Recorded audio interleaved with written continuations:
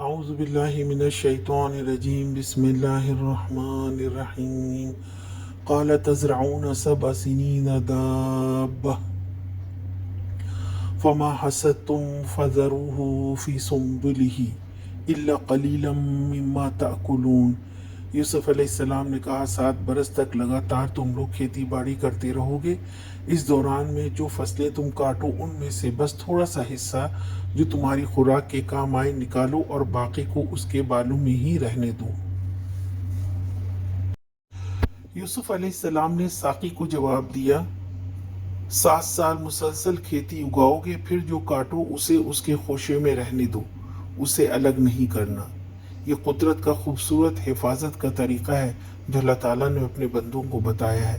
علم کے ساتھ حکمت تھی، اس لیے یوسف علیہ السلام نے ان کو بہت اچھا جواب دیا۔